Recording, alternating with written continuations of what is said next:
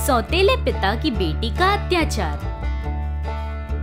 एक गांव में कमला काव्या नाम की माँ बेटी रहती थी। काव्या के बचपन में ही उसके पिता मोहन कार एक्सीडेंट में मर गए। बेटी को पिता की कमी महसूस ना हो इसलिए एक विधुर 10 साल की बेटी के पिता वेंकट से शादी करती है। वेंकट बहुत अच्छा था, काम करके अपनी दोनों बेटी और बीवी कमला को संभालता था। ऐसे दिन गुजर रहे थे। एक दिन वेंकट काम पर जाते हुए, कमला, मैं काम पर जाकर आता हूँ, सौम्या का ध्यान रखना, छोटी है, कुछ बोलेगी तो बुरा मत मानना। ये क्या, आज अचानक ऐसे क्यों बोल रहे हो? क्या पता, ऐसे बोलने का मन किया। मैं क्यों कहूँगी जी, मेरी कोख से जन्म नहीं लिया, लेकिन मेरे लिए काव्या और सौम्या एक ही है। तुम हो इसीलिए तो बेफिक्र जा रहा हूँ, चलता हूँ। ऐसे बोलकर वहाँ से बाहर आकर बाइक लेकर ऑफिस चला जाता है। उसके जाते ही कमला दोनों बेटियों को लेकर अंदर जाती है। सौम्या को शुरुआत से ही कमला और काव्या बिल्कुल नहीं पसंद थी। काव्या दीदी बुलाकर उसके पास आने की कोशिश करती, लेकिन सौम्या हमेशा दूर कर देती और मारती भी रहती। एक बार काव्या बॉल लेकर सौम्या के पास आकर, दीदी हम दोनों बॉल के साथ खेलें? ऐसे कहती है। काव्या के हाथ में वो बॉल देखकर गुस्से से, वो मेरा बॉल है, कहाँ से निकाली, दे दो मुझे। ऐसे चिल्लाकर काव्या के हाथ से बॉल छीन लेती है। वो खाट के पास दिखा दीदी, खेलने के लिए निकाली थी। अगली बार मेरे सामान को हाथ लगाई ना, देखना, जाओ। ऐसे जोर से चिल्लाती है।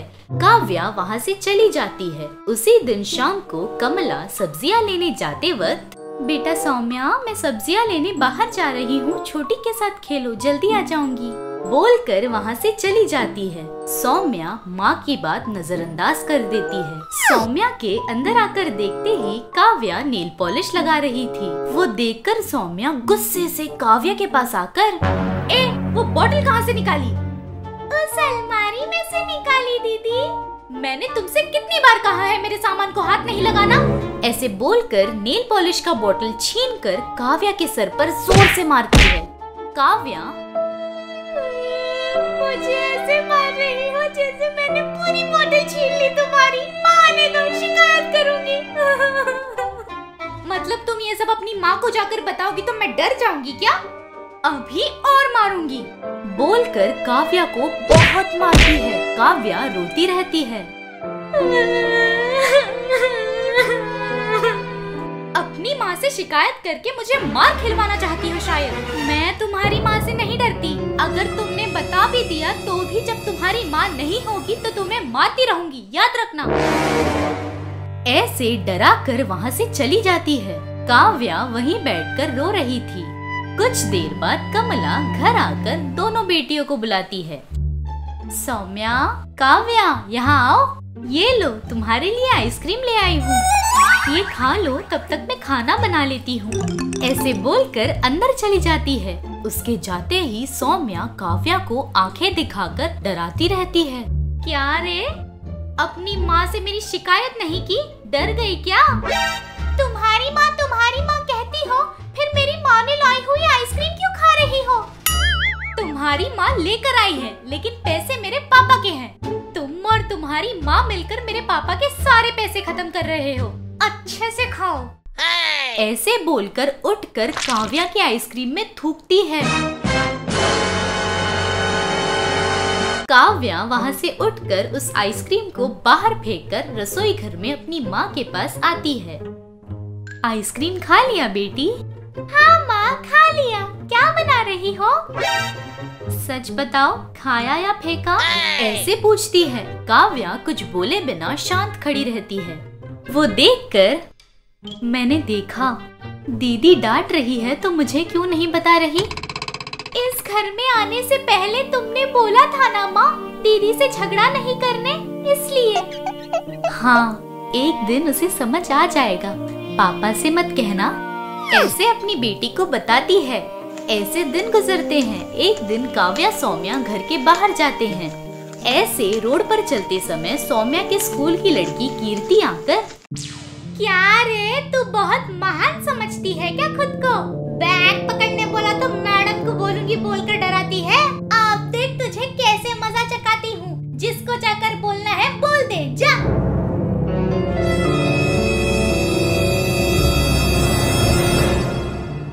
ऐसे डरा रही थी कि सौम्या डर कर, देखो मेरे साथ कुछ भी करोगी तो मैं चुप नहीं बैठूंगी। क्या करेगी रे? ऐसे सौम्या की चोटी पकड़कर मार रही थी। सौम्या रो रही थी। बगल में खड़ी काव्या आगे आकर, रुक जा, इज्जत से बोल रही हूँ, मेरी दीदी को छोड़ दे वरना तेरा नाक फोड़ूंगी। ऐसे जोर से बोलती है। कीर्ति चोटी को और जोर से खींचकर, नहीं छोड़ूंगी, क्या करेगी? काव्या सौम्या की तरफ देखकर कीर्ति के चेहरे पर मुक्का मारती है। बस कीर्ति सौम्या को छोड़कर वहाँ से भाग जाती है। वो देखकर सौम्या चौंक जाती है।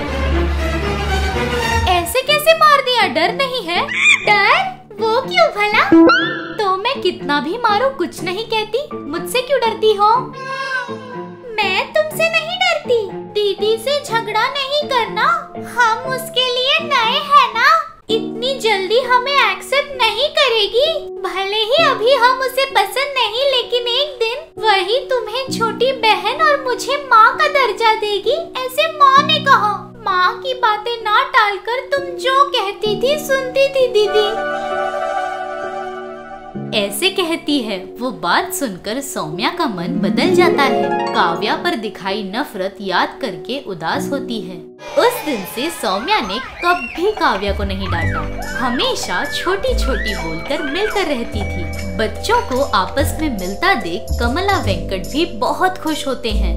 उस दिन से उनके हैप्पी डेज थे।